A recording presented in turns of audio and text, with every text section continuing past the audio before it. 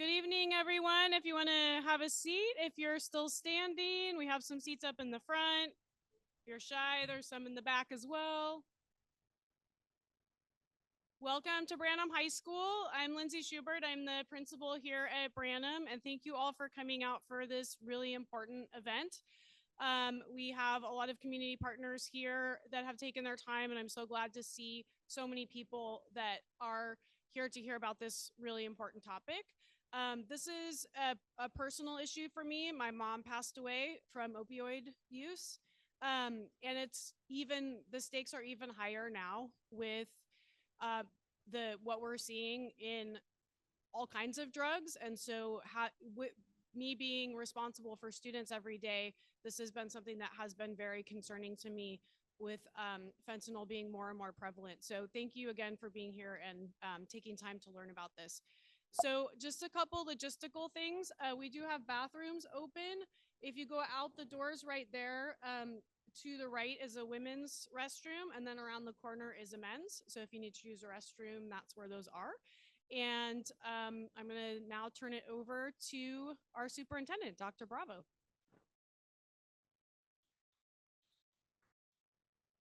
Thank you, Principal Schubert, and thank you all for coming. It is great to see so many of you here. This is the second annual Fentanyl Awareness Day across the nation. And it is sad that we have to have such a day, but we do, and it's important. I am the father of a 10-year-old, and I'm scared stiff about, what does it mean to grow up nowadays and with something like fentanyl out there. My understanding is that the amount of fentanyl equivalent to 4 grains of sand is enough to be fatal. That's, less than the tip of a pencil. Such a small, tiny amount of such a dangerous thing. So we know that the problem is very real. And, we have taken some steps with the assistance of the county that we have naloxone available at each of our school sites. And we actually have 175 different staff members spread across the district who have gone through the necessary training to be able to use Narcan. And for those of you in person here tonight, you're going to leave with a kit. And I just don't think there can be enough of those kits out there. I have one in my car right now. So, we talk about what we've done in terms of having, try to get more and more staff trained and have naloxone on hand. But also, today we have a district-wide awareness effort with each school at each wellness center, and talking about that we had tabling today with Pacific Clinics to increase awareness about the prominence of dangers of fentanyl and more awareness through today's event for teachers. So tonight we're going to hear first some parent testimonials. We're also going to hear about the work that Santa Clara County District Attorney's Office is doing to keep fentanyl off the street. You're going to learn more about the preventative work that Pacific Clinics engages in at CUHSD. And again, at the end of the night, you will each be trained in using naloxone and receive a kit. So I want to introduce now the first speaker of the night, Mr. Jan Blom.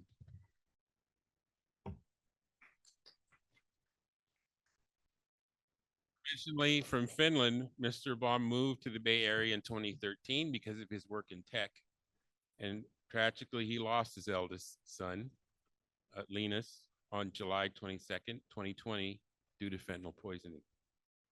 He was a student at Los Gatos High, and since the loss of his son, Mr. Blom has worked actively to raise awareness of the fentanyl epidemic.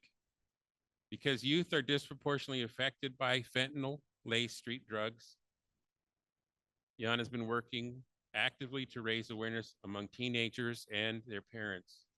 He presents regularly to middle school and high school audiences with the goal of reducing fentanyl-related teenage deaths in the Bay Area. So once more, please welcome Mr. Blom. Thank you very much. And I'm here in the capacity of grieving parent. So my son Linus was almost 18 when he passed away 3 years ago. So it was summer, July 2020, and he was just about to enter his senior year over at Los Gatos High School, and we still live really close by. And he had friends from this high school, so this feels pretty personal to come over and talk here.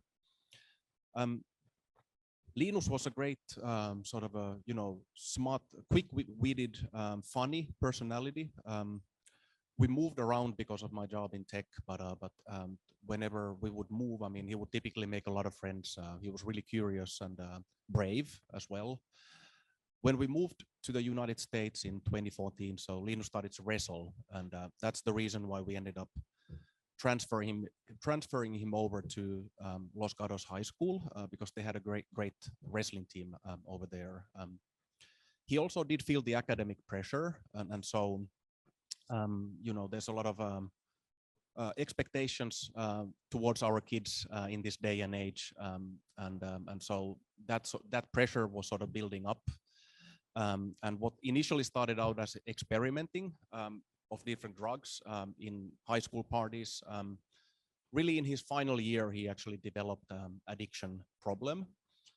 And as parents, we could see a lot of signs and sort of, warning signs were out there, and we could see some of the behavior changes.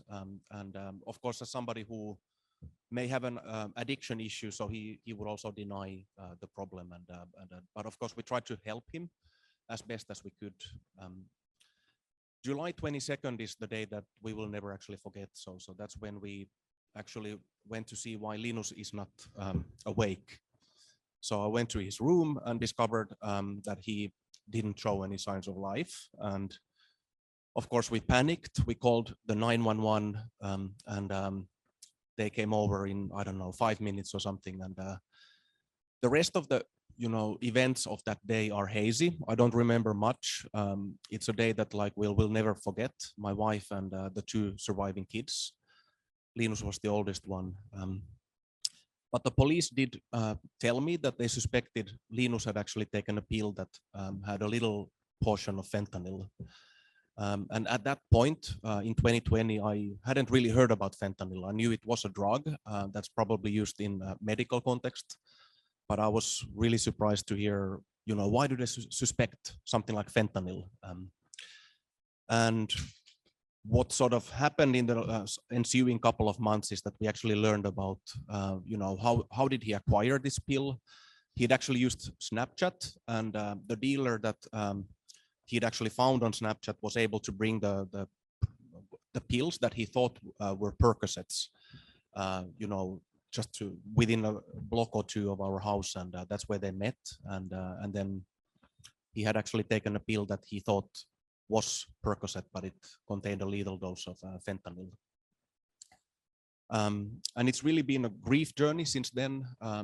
What I do here tonight and in other occasions actually helps me because it's a way of channeling grief in a constructive way. And but it's been hard. And I'm often thinking about takeaways and what are the things that I, as a parent, would have wished to know.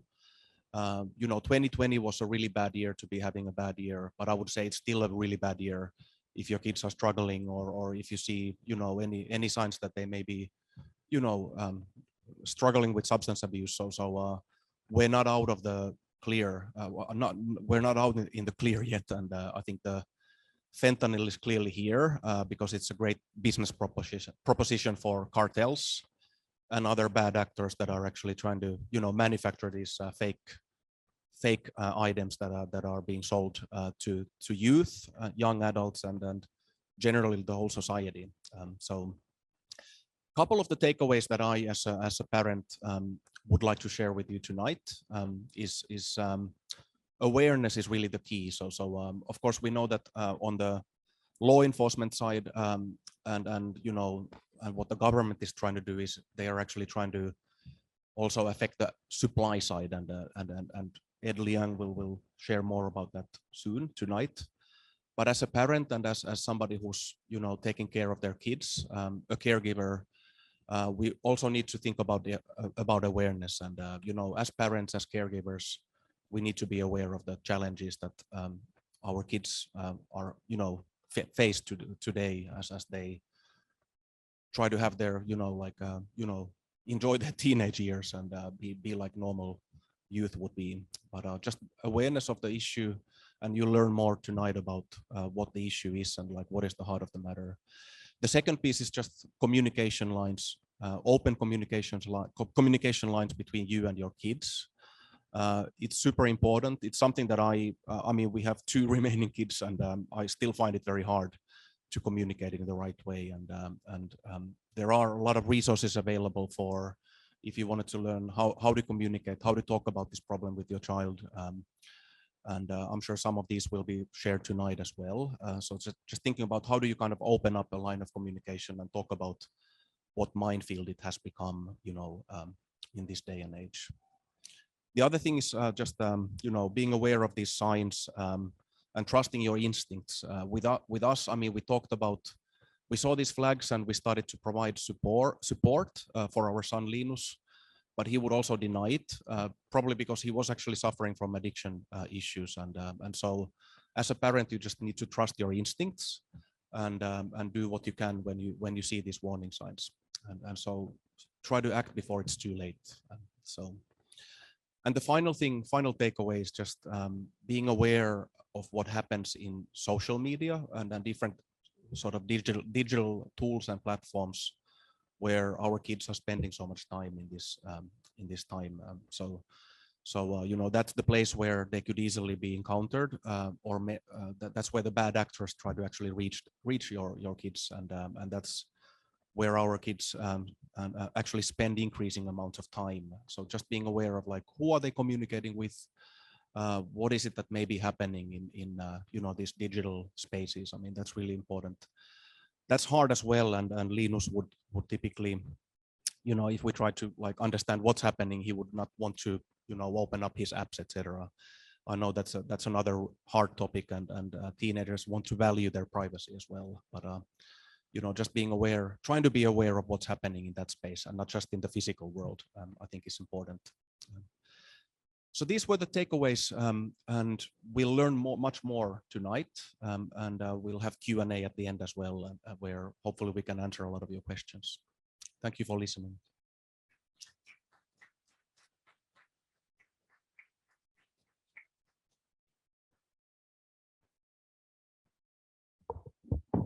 Short, so sorry about that. Thank you, Mr. Blom, for sharing your impactful story. And it's hard.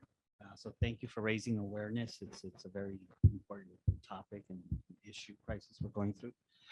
I would now like to welcome Mr. Edward Liang. He's from the Santa Clara County District Attorney's Office. And Edward Liang is the Supervising Deputy District Attorney of the Major Crime and Drug Trafficking Team at Santa Clara County District Attorney's Office.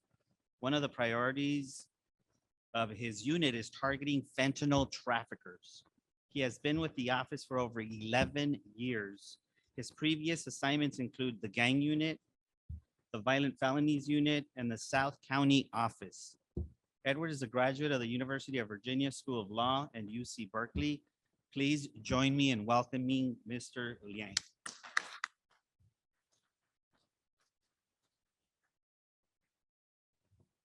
Thank you, everybody. Thank you for having me here today. You heard Jan's story, right? And a lot of times when I start these discussions, kind of talk about the numbers. In 2019, we had 19 fentanyl poisoning deaths. And last year, in 2022, we had over 140. We're lucky in the sense that it's not as bad as San Francisco, San Diego. But this fentanyl epidemic, it's more than just the numbers, right? Behind every number, behind every death, ultimately is a story. It's a person, it's a family, it's friends that are left behind.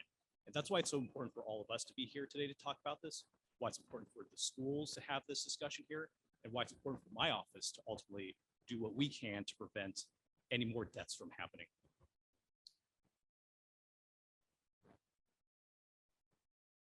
Every year, my office has a contest. It's called the Justice for All Poster Contest. It's a different topic every year. But last year, the question was, what is the face of fentanyl? And the winner is actually a student here at Branham High School, Anna Fondley. And she won with this, this great poster that really captures what fentanyl is about. One pill can kill. That's a saying that's been used throughout various campaigns about fentanyl, about its dangers. The fact that 2 milligrams, 4 grains of sand, 5 to 7 grains of salt is potentially a fatal dose for an adult. That's why we're concerned about this, right? But to answer that question, and I think what a lot of the students got, was that the face of fentanyl could be anybody. It doesn't matter who you are, where you're from, it's an equal opportunity killer. And that's part of the theme board I'm going to talk about today. And that's, again, why we're so concerned about it, because of how deadly it is and how it affects everybody throughout this county. Doesn't matter where you're from, North County, South County, San Jose. Doesn't matter which part of California you're from, which part of the country you're from. Doesn't matter who you are, how much money you have. Again, fentanyl doesn't care.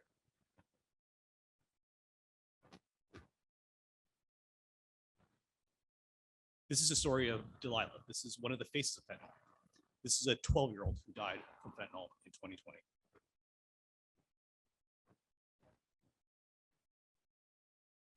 Her name was Delilah. She was 12 years old, and you can see she loved to dance. Tragically, that all came to an end in 2020 after the San Jose girl ingested an M30 pill laced with fentanyl while out with friends. She was loved by many people. Her teachers really loved her. In a Zoom interview translated by my colleague Luz Pena, Delilah's mom, Maria Guerrero, described the emotions after learning what happened to her daughter, someone she says had good grades and was well liked by teachers, friends, and siblings. Y tuvieron esa foto terrible. The day her daughter passed away, somebody took a photo when she was laying in the car. Somebody even sent her a message saying that they were even considering to drop her off or even toss her to a river. Delilah was eventually taken to the hospital where she was declared dead. Now, more than a year later, a break in the case. The then 16-year-old suspected of selling Delilah the M30 drug that looks like a Percocet pill was charged. Right now, the 16-year-old minor is being held on 187 charges, which is murder. The minor had advertised sales before this time. The Santa Clara District Attorney's Office saying that fentanyl and specifically M30 drugs have become a major problem among teens and young adults. The DA's office is now creating a major crime and drug trafficking unit to investigate and prosecute drug cartels. As for Guerrero's reaction to the murder charge, She was counting down the days and she didn't even know if there was going to be justice. And she's glad that today there is justice. sadly, though, that justice won't bring back Delilah, whose memories are left in these pictures and videos. J.R. Stone, ABC 7 News.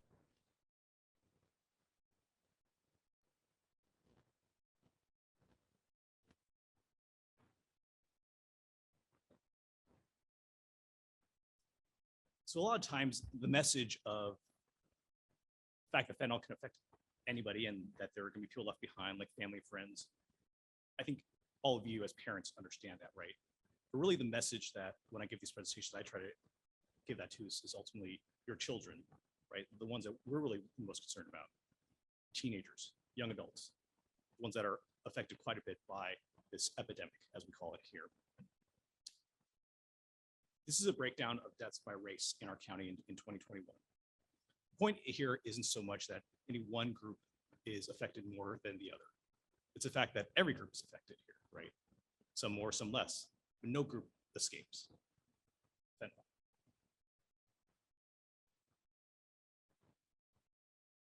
It's fentanyl poisoning deaths by age group. Again, we're most concerned about teens and young adults. But again, it affects everybody though. All age groups have had deaths due to fentanyl in 2021. And the same was true last year as well. It's one of not the leading cause of deaths amongst teenagers nowadays. And that's something that we're concerned about, right? We don't want any more of these stories here today.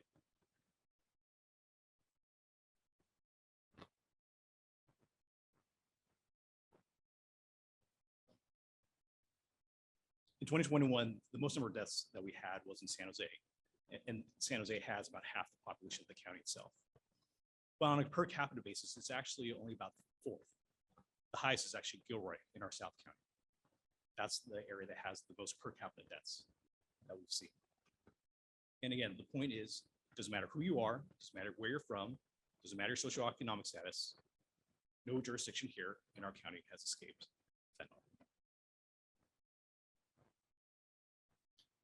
So my office, what are we trying to do? We have the major crime and drug trafficking team with District Attorney Rosen created in order to focus on fentanyl. I'm sure you've all heard about the war on drugs and kind of there's the debate that's been ongoing about it. But fentanyl truly is different than all the other drugs that we've seen. And it's really because of how dangerous it is. So many of these deaths have been for people who were trying fentanyl for the very first time, not knowing what they were taking. Fentanyl is pressed into all different kinds of pills, the most common of which is an M30 pill, which you saw earlier, a blue pill that masquerades as Percocet, but is in fact really fentanyl. And it could be your first pill, it could be your 100th pill, it could be your 1000th pill. We just don't know. It's like playing Russian roulette. Any of those pills could be potentially deadly. And we just never know which one it is. And again, that's what really makes us so concerned about it because of how deadly it is. And also that we just never know which pill is going to be that deadly pill. As part of the law enforcement response to, we also have a task force, a Santa Clara County Specialized Enforcement Team. And it's focused on drug trafficking, but it's also focused on fentanyl more so now too. Our office sent 3 investigators there to work on fentanyl cases. And eventually, hopefully, we're going to have an overdose response team, which is responding to these deaths as they happen. We're still working towards that, and it will allow us to better respond and ultimately better investigate these cases as they happen. Like everything else, it's a work in progress, and we're trying to make whatever steps we can to investigate these cases when they do in fact happen.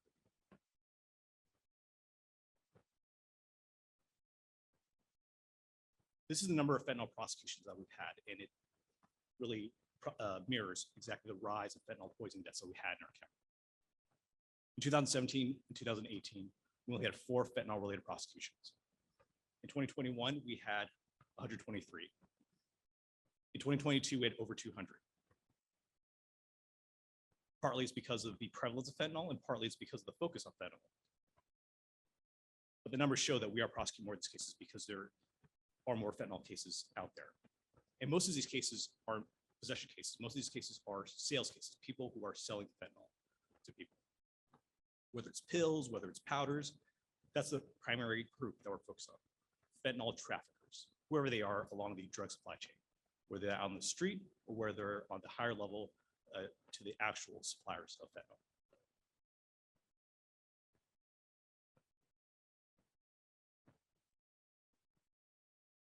These are photos from a recent seizure last year in South County. It's basically like a burrito-sized container filled with M30 pills. And it's hard to see exactly how many there are here, but it was over 11,000 pills. It was the largest seizure that we've had in our county so far, but unfortunately, I expect that there are going to be more seizures such as this because we're focused on it, but also because of how much is coming into our county, just like every other county in the state as well. Law enforcement tries what it can to take these off the street because every pill is a potential death that's been prevented by taking these pills off the street. Law enforcement is part of the solution, but it's not the only solution, right? And that's why we're all here today, to talk about what we do with addressing supply and to also talk about addressing demand, people with substance abuse issues, people trying drugs for the first time, people just being aware of the dangers of fentanyl.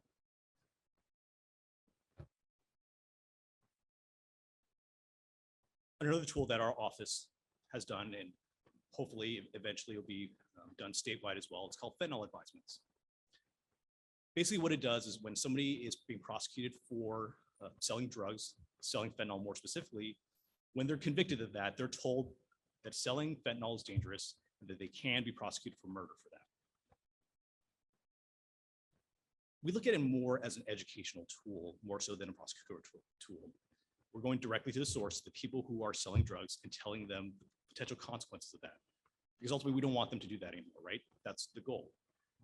Part of the goal is that if they do that again and somebody does die from it and they have been warned, that they can be prosecuted for murder, which we of course have done in my office.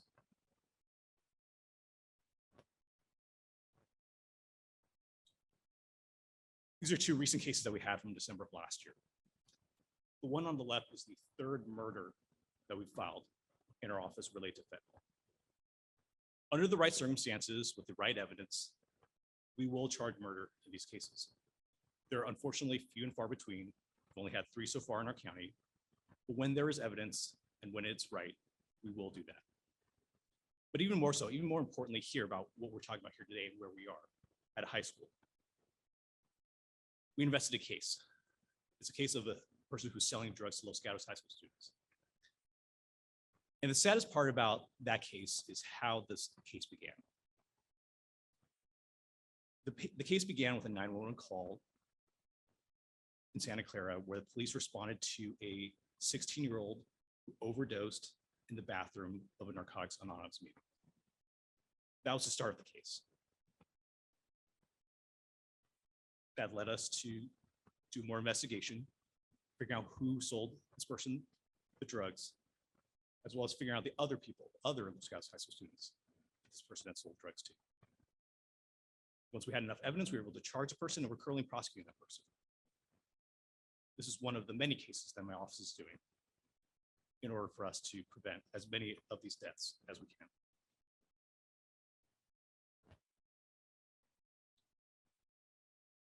There's additional resources here, and in fact, you can get a copy of the handout over here.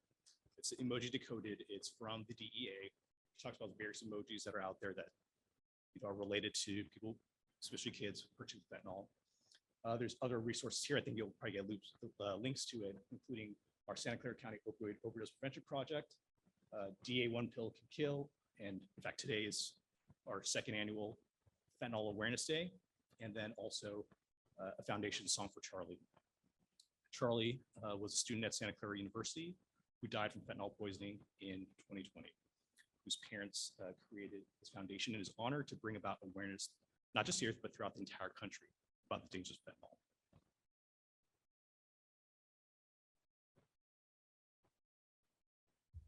If there's one thing that I want to leave you with, it is that fentanyl is probably, if not, it is the most dangerous drug that we've seen. And I understand that this is no longer the world where we have DARE. It's no longer the world war on drugs. But ultimately, we are concerned because of the potential effects it has on some of the most, some of the people that we care about the most, right? Our kids. And that's why we're all here today, to make sure that none of this happens to you. Thank you.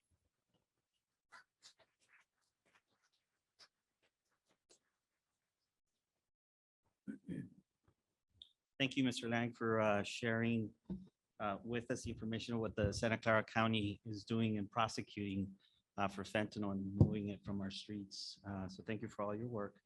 Now, let me introduce myself. That's one thing I forgot to do. I'm Germán Cerda. I'm the Assistant Superintendent of Educational Services here for CUHSD. So I want to transition now to share a bit more about the work we're doing at our school sites to address prevention efforts. I shared earlier, or actually Dr. Bravo shared earlier about our district having administrators trained. We have, I believe it's over 175 or so, trained in Narcan use and keeping it off our campuses. Another service we provide as a district for prevention efforts is to provide on-campus brief intervention counseling. And Ms. Monica Gagnon from Pacific Clinics will share with you more about that service. So I'm going to go ahead and turn it over to Ms. Gagnon.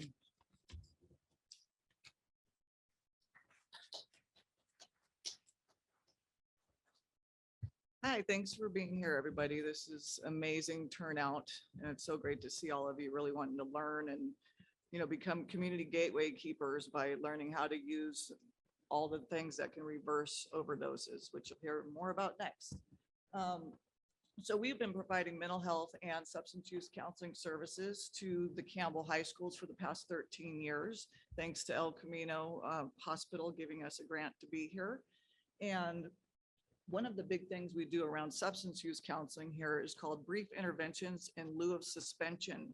So kids who are caught on campus using substances are referred to us to engage in 4 sessions.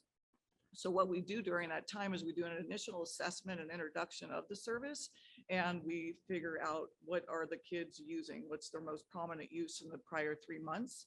And then we determine with the student what the focus will be, what drug of choice will be their focus for the following few sessions. So during that time, they will explore with us pros and cons of their use, what they like about it, what they dislike, what could get worse, what could get better if they continue to use the way they're using, and also to look at triggers, alternative actions, safe people who can support them and help them to change if they choose to change. They set goals for a 2-week marker that they're going to try to do some kind of drug reduction or harm reduction. And then they come back 2 weeks later.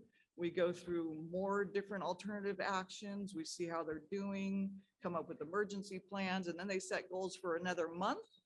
And then they come back 1 month later, and then we check in on their success. So this year, alone, if I can. Okay, awesome. Well, this is a little bit about, the process that I just explained. Sorry, I didn't have that up. But in the end, in the evaluation, we do a survey, and we've had a lot of success through the years. So for this year, I believe between the 5 main schools, we've had 150 referrals that came to us instead of getting suspended. And of those referrals, 93% reported change in their use, a reduction in their use. And it has been very successful for the 12, 13 years we've been doing it, with, I would say, 86 to 95% change.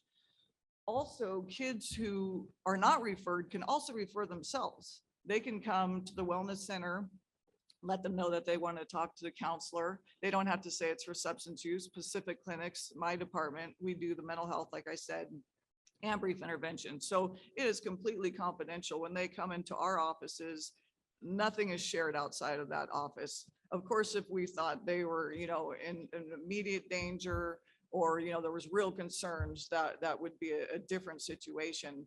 But generally, they are very open, and they come in because they know it's not going to go back to the school and what they talk about in there, nor their parents in a lot of that time, because they're not going to open up in that regard either.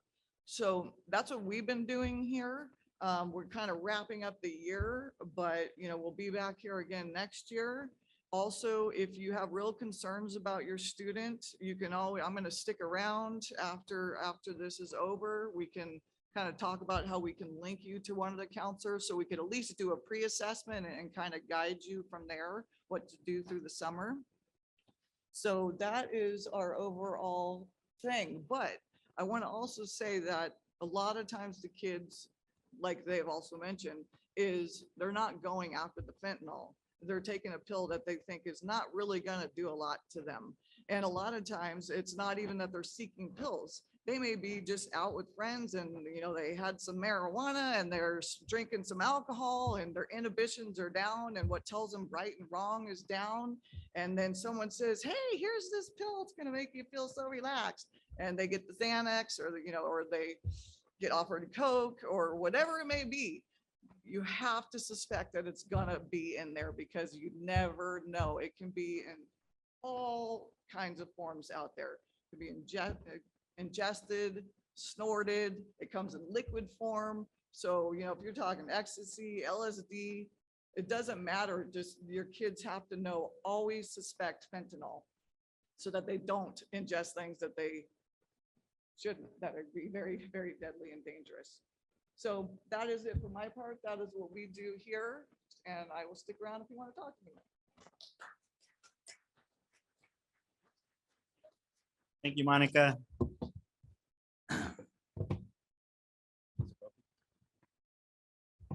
And now, Robin, I'm going to introduce, it's a parent testimonial, and this is Robin Dosky. She's a retired teacher and currently at SCCOOPP, which stands for Santa Clara County Opioid Overdose Prevention Project. She's a coalition volunteer and co-leads a GRASP group, which is a grief recovery after substance passing. She is an author of a novella about addiction and recovery entitled Uber Lyft, available on Amazon. She donates the sales to adolescent counseling services. She also gives presentations to parent and student groups about substance abuse prevention. She does this work because Robin and her husband, Bruce, lost their youngest son to an opioid and fentanyl overdose. So Robin.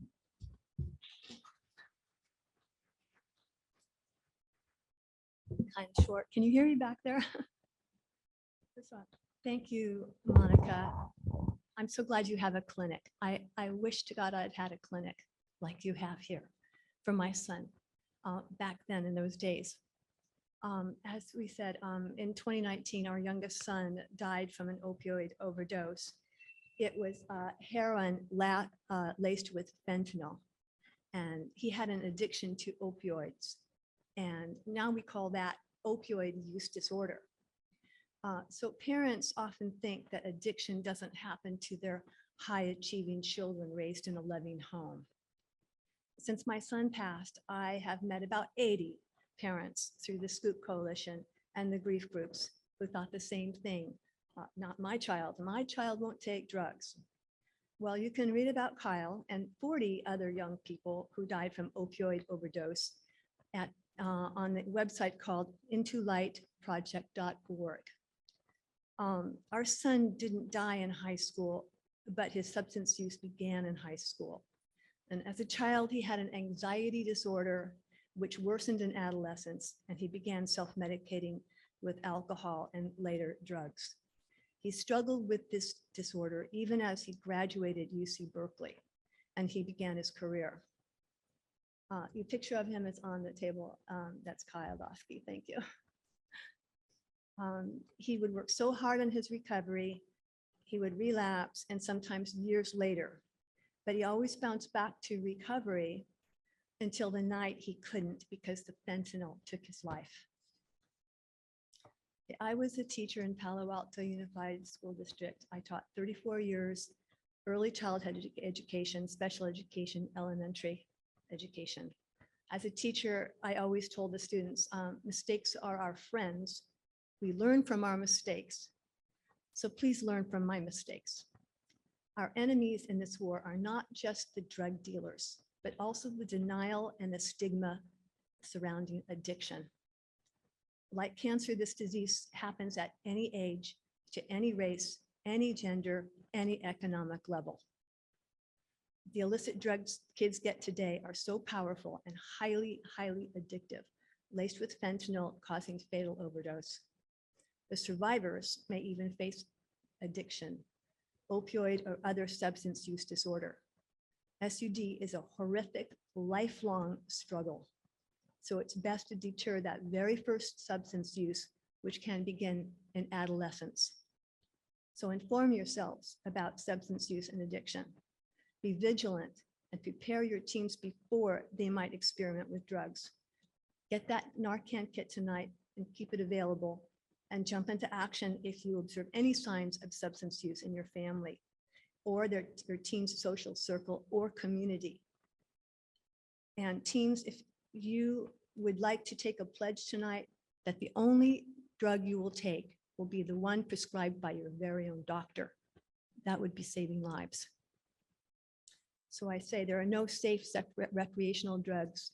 And teens, if you feel high anxiety and you feel like it's hard to cope, see a counselor immediately. There's plenty of help out there, and everyone faces hard anxiety at some points, hard feelings.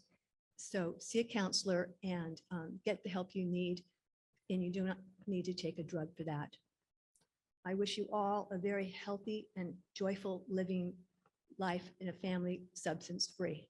Thank you.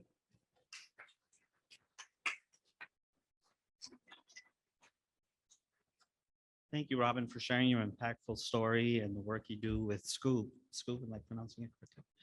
a coalition to provide multiple supports for families in the county. I also want to add that, Monica, they also work with us to support students through clinicians. So that's another contract we have with them. We also have CASI counselors, therapists at our school site. So they can always access those supports, those mental health supports that we have at every school site, including Boynton, and also our virtual learning academy. So it's open to all students. One more round of applause. Thank you. And now I want to turn it over to Ms. Anjanette DeVito, a SCOOP member and lead trainer for Narcan, to provide us with training on how and when to recognize a need to use Narcan. Looking forward to this. Thank you.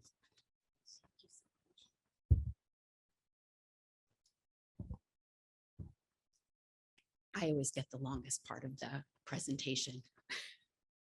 So again, my name is Anjanette DeVito. I'm the nurse manager for Santa Clara County's addiction medicine and therapy programs. I'm also the education chair for the Santa Clara County Opioid Overdose Prevention Project, which is a county-run coalition from the 5 branches of county government and our healthcare system, and our community-based partners, our parents, concerned citizens that came together some years ago to combat then what was the opioid crisis, and then made way for the fentanyl, situation that we have. We're going to talk this afternoon or this evening about naloxone. What is it? How to use it? I'm going to answer whatever questions you have. We're going to talk about, all the parts that you will need to know to carry, and then to potentially deploy a dose of Narcan. So generally, the first place we start is understanding the law around naloxone.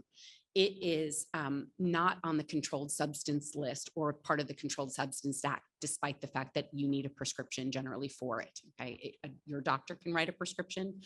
We have a state standing order that allows us to distribute the medication under that prescription. It can be prescribed by anybody who has prescription writing privileges. So doctors, dentists, and even veterinarians can write a prescription for naloxone. There was a piece of legislation sponsored in late 2015, early 2016, I believe, that's now called AB 1535, that says any pharmacy that has a license to fill prescriptions can and must fill a prescription for naloxone. So Walmart, Walgreens, Rite Aid, Lighters, Tropicana, CVS, mom and pop pharmacies that might be independent, or compounding pharmacies. Compounding pharmacies are pharmacies that actually take different kinds of medication to make one pill out of it, right? Or one prescription. So think in terms of Tylenol and codeine. That starts its life as Tylenol and codeine, and then a compounding pharmacy puts them together. So those pharmacies can also fill prescriptions. And then naloxone can be administered by anybody to anybody in a crisis. While I think we are all special, because we are, you don't need special letters after your name, right? RN, MD, LCSW, LMFT. You just have to be a person who's willing to help someone else when you don't know what's going on for that person. You just know that they're unresponsive, and you have a desire to help. And then there are additional liability protections in place that protect both the prescriber and the person who deploys the dose of Narcan if the outcome is less than what we expect. So I never use the D word because I'm a little superstitious. Been a nurse 30 odd years now. So we don't, but I think you know what I mean by that, so that people are protected. And that started, because people were frightened about being sued, right? For helping. Good Samaritan laws. This is one step further than Good Samaritan laws. You can't be sued criminally or civilly for helping. And that's really important, because we want and we need everybody to be able to help when there's a situation. So what is an opiate overdose? By and large, when you got up this morning and you put your feet on the ground, 3 of the most important body systems that you have are your brain, your heart, and your lungs, and they worked dependently on one another. And in this case, dependence is a good thing, okay? And carbon dioxide levels and oxygen levels were equal. But when we introduce an opiate to our system, carbon dioxide levels can rise, oxygen levels can decrease, causing potential, coma, overdose, and then potentially death. those three body systems start working independently of one another. So your brain, your heart, and your lungs are those three systems, and your brain may or may not be doing something. Your heart may or may not be beating. Your lungs may be or may not be expanding and contracting, moving air and oxygen through the system.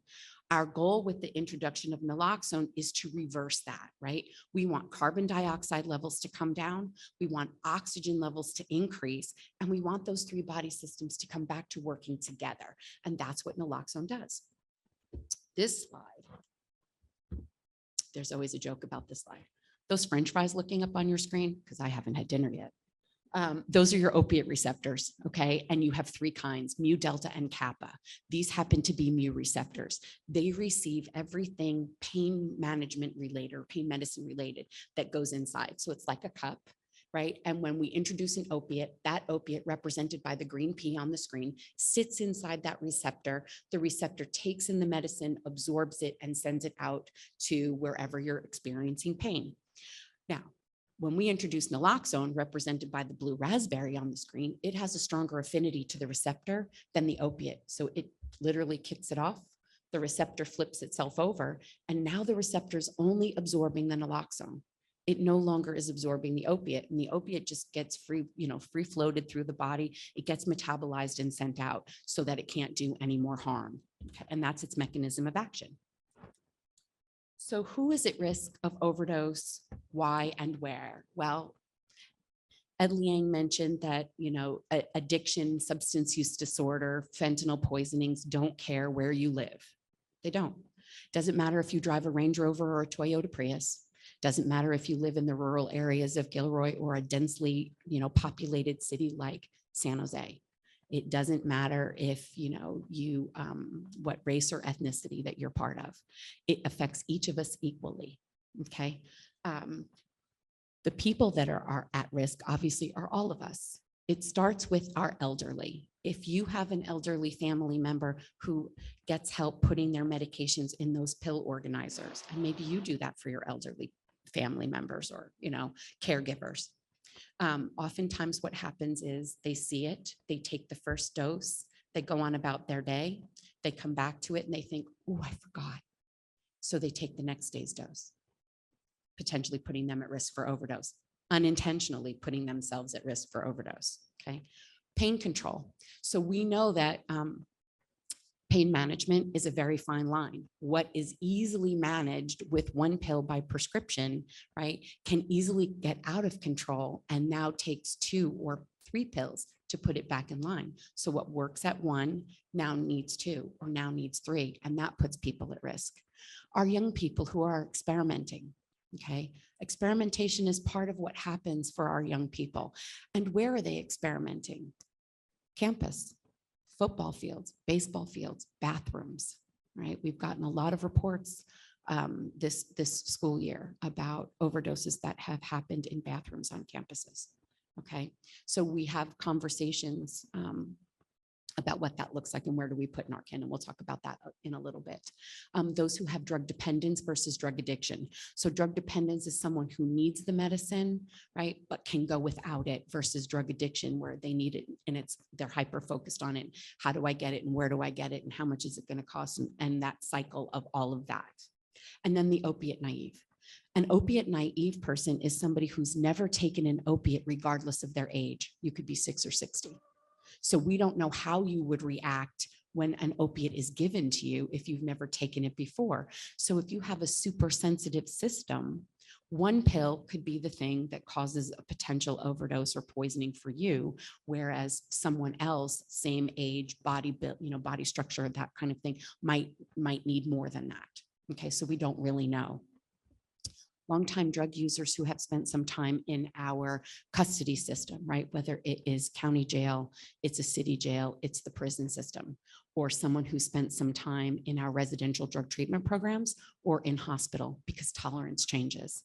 The amount of medication they were using on their way into those facilities is absolutely not the same as what they're going to need when they come out, but they don't recognize that. So they leave those institutions trying to use the same amount, and that causes a problem.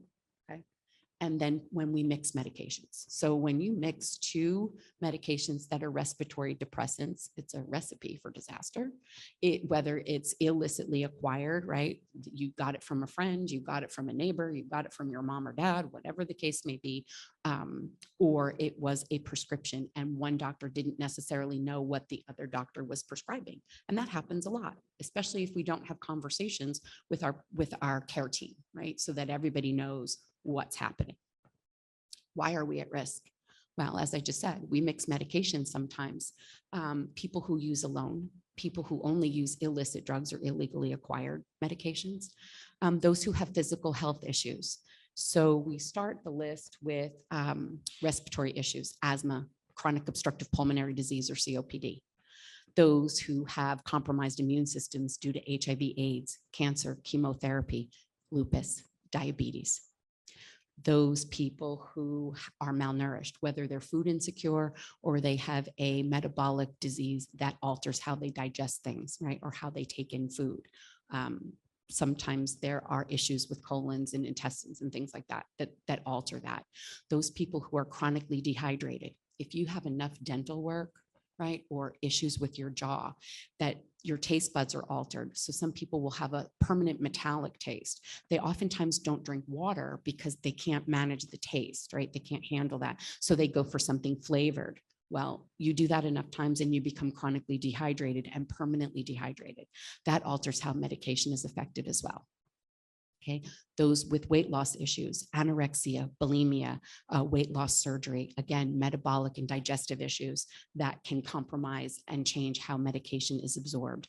And then those who have cardiac issues, heart attack, heart disease, atherosclerosis, right? So you can see from the list, no one of us escapes this, much like Ed's statistics, no one group has escaped it, no one of us will either, okay?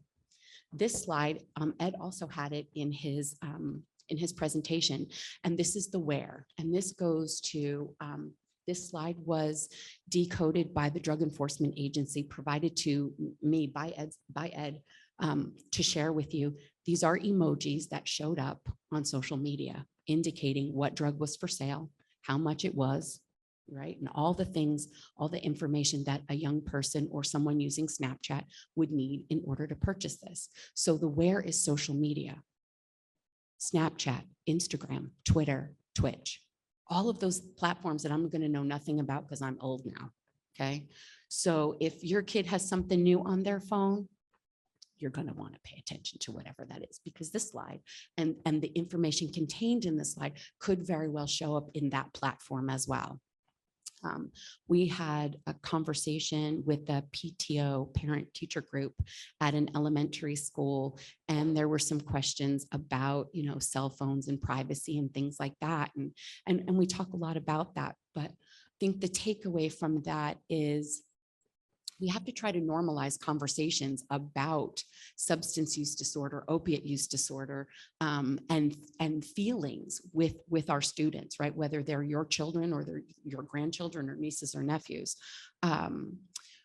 You know, we have feelings as adults: anger, frustration, loneliness, fear, right? Stress, pressure. So do our kids, especially coming out of the pandemic. The difference for us is, as adults, we know who to talk to. Our kids don't. Right? So we have to sort of normalize those conversations. It's hard. I have kids. I get it. It's very, very difficult. If you can't have the conversation, have your student or your family member find somebody on campus. Okay. A teacher, a coach, the nurse, right? The district nurse, the school nurse, if there's one on site, the principal or the administrative team. Monica's group from Pacific Clinics. Somebody who can help guide what that conversation looks like. If the student can advocate for themselves, have them look for the resources. And we have a slide at the end that also gives some resources that you can reach out to. But I think it's about, you know, starting those difficult conversations. I thought when I got my kids through, you know, middle school, I was home free. And then I got them through high school and I thought, great, I'm home free. And then I got them through college and I was like, great, I'm home free. And no, not really. You know, my younger son is a teacher. I got a panicked phone call during the school day, which of course, you know, as a parent, right? You're like, It's only fifth period in that school. What are we doing? They had an overdose on his campus and the school was not prepared. Okay, so here I got him through college and I got him through his career, and still there's stuff, right? So I don't think our guard as parents is ever down, but I think it also affords us the opportunity to keep having those conversations. They are hard and they are difficult, but they ultimately will save someone's life. Okay. So when we were putting this presentation together, we were working with our law enforcement partners and some of our stakeholders in the county. And we quickly realized that not everybody is aware of all the kinds of medications there are available. This is by no means inclusive of every med that can be prescribed, but it gives you an idea of the category of medication that it comes from and its potential potency based on that. So there's only two naturally occurring opiates that exist, and that's morphine and codeine. And from there, everything else is either made or made to look like. And when you heat morphine, you get an ester or a residue, and that's where heroin comes from. And I equate that to ranch dressing that you have left on a paper plate for a very long period of time. You know exactly what I'm talking about, right? It's kind of crusty and it's kind of dried up, and that's what heroin looks like when it's first made, right? And then you get a medication called methyl disorphine and a medication called Velon, which is really prescribed for our over aged 70 patients. You move on to the semi-synthetic meds, which are half lab created and half naturally occurring. So think in terms of Tylenol and codeine, right? Or hydromorphone. So you'll have things like Dilaudid, you'll have Percodan, Percocet, Opana, which is another older medication. We don't see a whole lot except for multi-generational families that live together. Right, grandparents or great aunts and uncles who might live with their niece and nephew, and then those children, and buprenorphine and Suboxone, which are medications that we use in the treatment of addiction. Very good meds, but also have the potential, to cause harm. From there, we move to the fully synthetic meds, all lab created, and the first one you get is fentanyl, originally discovered in 1958 by a chemist who was working in his lab. Also originally used for anesthesia, is still used for anesthesia, but as you have heard this morning or this afternoon, it's now used more for evil than good, as I like to say. All right. It can be found in anything, anywhere. And as Ed mentioned also, in an adult, it takes about 5 grains. So I want you to think of salt. If you put salt on your lunch or salt on your meal tonight for dinner, think about that in terms of that. 3 grains is enough to take the life of a young person, of a child. It takes between 3 and 5 for an adult. And you can put it in the palm of your hand and you can see that there's nothing really there, okay? You get methadone, which is another medication we use in the treatment of addiction. Tramadol and tapentadol are medications used typically for outpatient surgical procedures, also really great meds when they're used as directed. But the one I'm going to call your attention to on that list is loperamide, which is the chief ingredient in Imodium. Every medicine cabinet in the United States has Imodium in it, but there's a warning on that box that says when not used as directed may cause euphoria. And if your sole intention, right, when you take it not as directed, is to attempt to get high and you're 14 or 15 or 20 and you don't understand really what euphoria means, you think it's going to make you high. It isn't. I've seen it crushed and injected. I've seen it crushed and snorted. The only thing it does is cause bowel blockages, bowel obstructions, bowel blowouts, and a whole bunch of permanent issues, permanent colostomies, permanent changes to digestive tracts, digestive systems. So if your student or your grandchild, your own child has work product that's different, or they're constantly complaining that they don't feel well, or you're getting calls from the nurse's office or from the attendant's office, right, or administration, that your student is back there and they're not feeling well, it's time to have a conversation. It's $1.96 for 100 tablets at Walmart. Now, granted, I said my kids are old, 26 and 23, but even they got more than $1.96 for an allowance back in the day. So I know kids today are getting an allowance greater than $1.96. And it's not behind glass like Sudafed, right? We had all of those issues with Sudafed in the early 2000s. right? Mid-90s, early 2000s, that caused Sudafed to be locked behind cabinets. Imodium is not. Okay, Imodium is not. I think the other thing to be cautious about is medicine cabinets. While I said that Imodium is probably in every medicine cabinet, so are other medications. And the admission to parties in high schools is called Skittles parties. And the people going to the party, right, the student, the entrance fee is whatever you get out of your parents' or grandparents' medicine cabinet that gets dumped in a bowl. And then as the bowl gets passed around, you're supposed to take a handful and ingest that. Okay. We've talked a little bit today about where can you find fentanyl? Well, you can find it in just about anything. It does come in a liquid form, but it can also be crushed and put into water bottle. So I know as parents, we spent a lot of time telling our kids not to put things from the ground in their mouths, right? Don't do that. You don't know what that is. Put that down. This is no different. You're going to have the same conversation. As Robin alluded to, if that medicine did not come out of a brown bottle with the person's name on it, who's going to put it in their mouth from a licensed pharmacy, they shouldn't put it in their mouth. No matter what they're feeling. If they're feeling poorly about something, anxiety, stress, pressure, it's final exam time, right? Kids are high achievers. They want to go to, some of the most prestigious schools that we have in California and in the United States. Well, self-medication sometimes is the way to stay up late and to cram, right? Again, have conversations. If you see something that's not commonplace for your own child, have a conversation with them. Tell them that it's okay, that whatever they're feeling is okay. And if you need resources, you can certainly reach out to Monica and then to the resources that we have for you also. And then the endogenous opiates are the ones that are naturally occurring when we do things that we like. Endorphins and calphalins, dynorphins and endomorphines, right? When we hike and bike and do that kind of stuff that we like. So what is naloxone? We got through this sort of the nitty gritty of how we get here or how we got here. But what is it? It's an opiate antagonist that reverses opiate overdoses in people.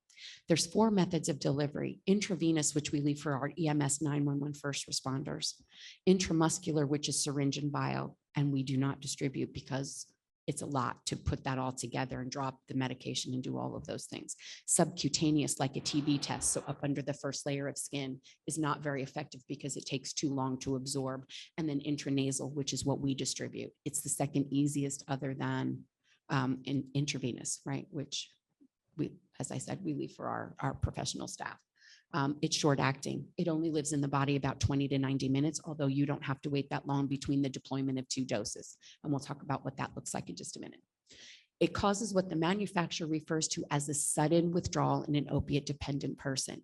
Now, as a nurse, I do not think 3 to 5 minutes is sudden. I think sudden means instant, like on TV. I want to give it, I want to see a response.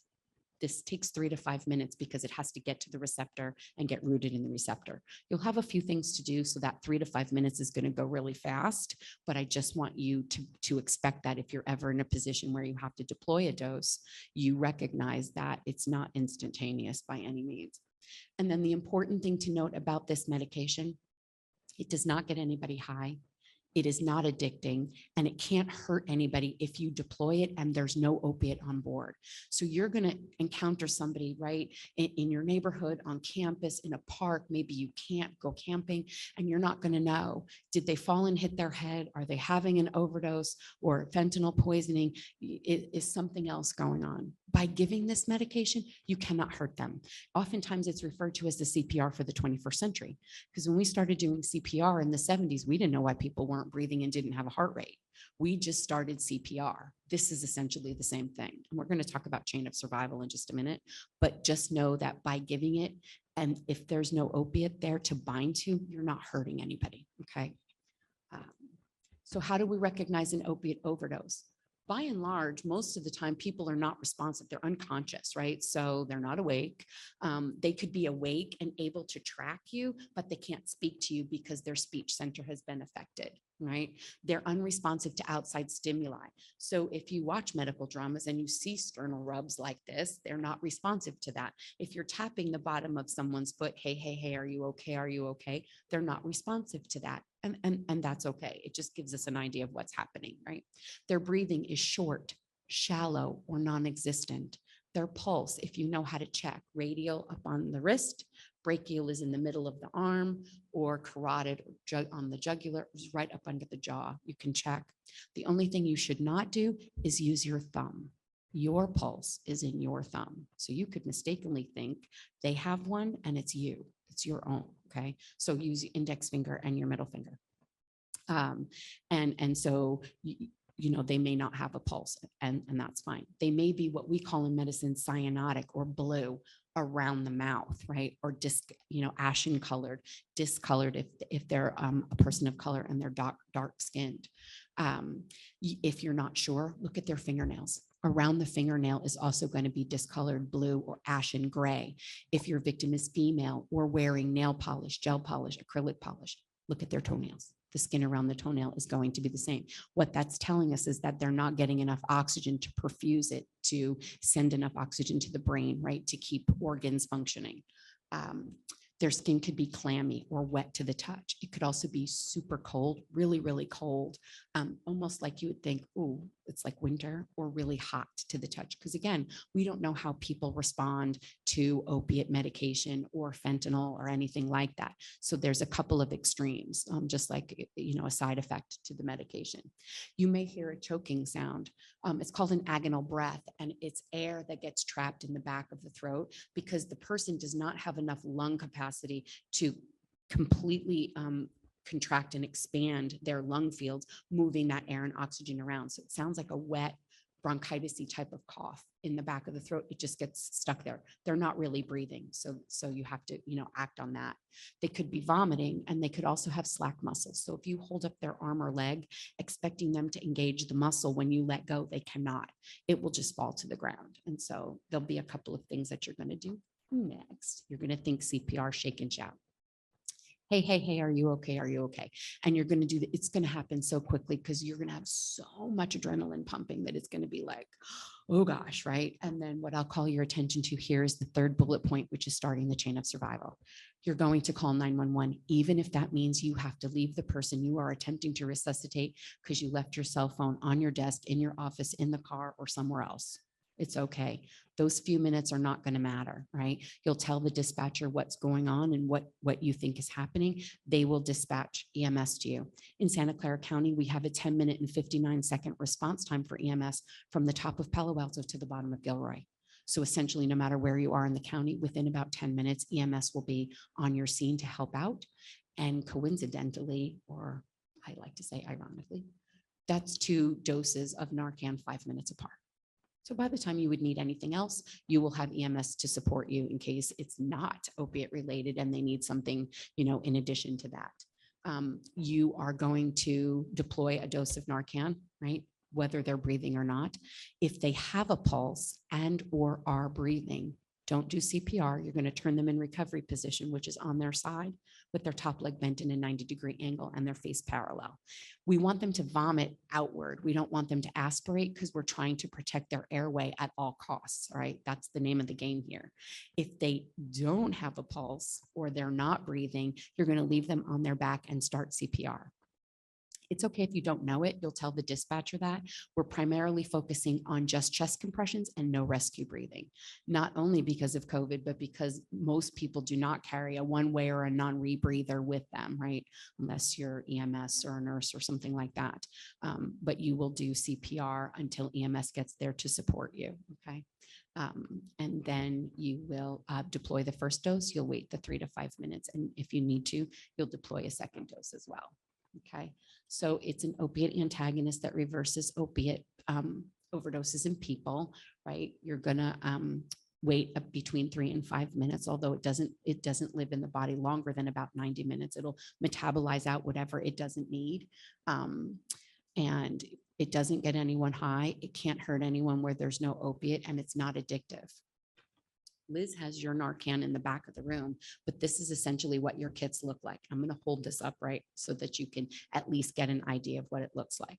On the very front of the box, it says Narcan. This is branded medication. So it says Narcan, and it also says naloxone hydrochloride. In August of this year, naloxone or Narcan will be available over the counter. It may not look like this box. It may say naloxone hydrochloride. So just so you know, it is the exact same medication. There's 2 4-milligram doses inside this box, okay? If you forget this conversation or you don't remember, open the front. There's a pictogram right on the front of exactly what to do. No disrespect intended. I call this Narcan for dummies, okay? Because when all that adrenaline is moving, you're like, oh my God, what did she say to do, okay? On the top, lot number and expiration date, really important information. EMS may ask you for it, okay? Especially if you deploy 2 doses, okay? Then you're gonna open the box, and inside, open this box, I can't tell you how many times. 2 individually packaged doses of Narcan that look just like this, okay? So not only is the lot number and expiration date on the top of the box, it's also right here on the bottom of the package. It's also on the applicator itself, right here on this black strip. So when all that adrenaline is running around you and you throw this box and you throw this applicator, because it happens, don't throw the applicator. You're going to tuck this in your pocket just in case you need the information, or you have to remember who was sitting here with you, because all of your lot numbers and expiration dates are going to be the same. Okay. So this is like using Flonase or Astapro, or if you're older like me and you got nose drops as a kid when you had a cold, that's what this is. So this applicator right here goes inside the nose. Very front, all the way in the back, doesn't make a difference as long as it goes in the nose. And then you're going to push this red button right here. It deploys 1 4-milligram dose, okay, which will overturn an overdose in anyone aged 6 months and above, 20 pounds and above. So there's no weight restriction other than 20 pounds and no age restriction other than 6 months of age. It sprays out in a V-shaped pattern like this, because that's how your face is built, right? So into your nose and across the inside of your head, because it adheres to the mucous membranes, right, in your nose and in your head. And so this allows the maximum exposure to the medication, so that it can get to the receptors that much faster, and then, do the work that we need it to do to remove the opiate from the receptor and then from the body as well. Okay. And then you'll wait for EMS to come, and EMS will take over. If you successfully resuscitate someone on the first dose and they get up and walk away, let them go. Okay, don't try to stop anybody waiting for EMS. It's okay. You'll stay on the scene and tell EMS, what you saw, and they will take care of the rest. But we don't want anyone to get hurt trying to help somebody else. It's okay to just let them go. Okay, and that's happened. We've gotten reports where overdoses have been, overturned with 1 dose of Narcan, and then they just got up and walked away. Some people are a little concerned or a little nervous about law enforcement, and I get questions oftentimes. Does the police department have to come with the fire department? I'd like to say I'm responsible for a lot of things, but that is outside my scope. So the police department tends to roll out with the EMS just in case. I think it's kind of like they're like a package deal, I guess. So there is no way for them to come apart. So people get a little nervous about that, and then they just want to leave before that happens.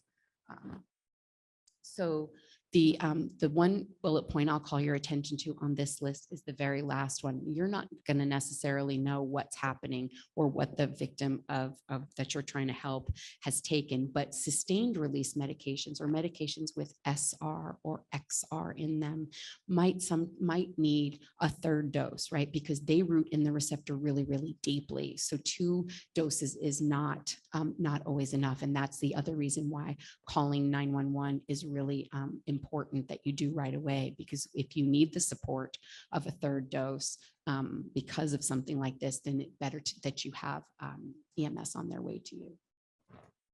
And then this is all of the ways that you can reach us, either If you need a referral into addiction medicine, right, or medication assisted treatment, either for an adult or for youth, we do have a youth program as well as an adult program. You can call the integrated call center. You can call me directly. My contact information is at the bottom. Sometimes I have a little juice with getting around the call center. If you need Myra Parwiz, who's our division director and our chair at Scoop, her number is there as well. If you're interested in knowing what the Opioid Overdose Prevention Project is doing, or you want to volunteer, please reach out to me. We will make sure that you get a meeting invitation. It's the last Tuesday of the month for an hour at noon. And I don't shackle anyone to chairs, I promise. It can be a one and done. You can, stay with us if you find it useful or beneficial, but we're always looking for different perspectives. I work in clinic all day, so my perspective is different than all of yours. I have kids, yes, but my kids aren't in school anymore, right? You have children or grandchildren, nieces and nephews that are still in the school systems, and you might have an idea where we should be focusing our attention, and that is always welcome at the table. Right. So if you do, just send me an email and we'll get Liz to send you the meeting link for that.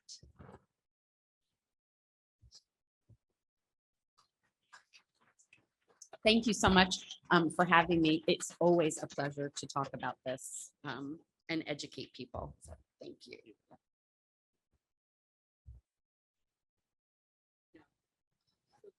Can I just, we're going to open it up for Q&A. So perfect timing.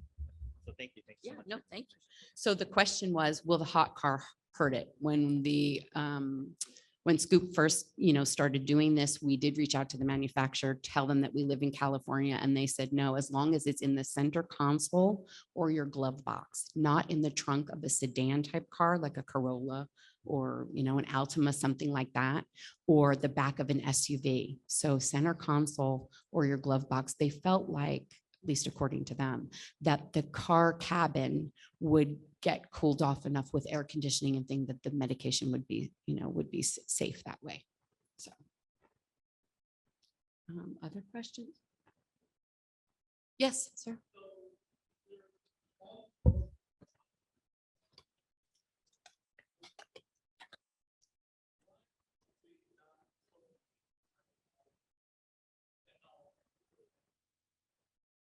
I think that's you, Ed.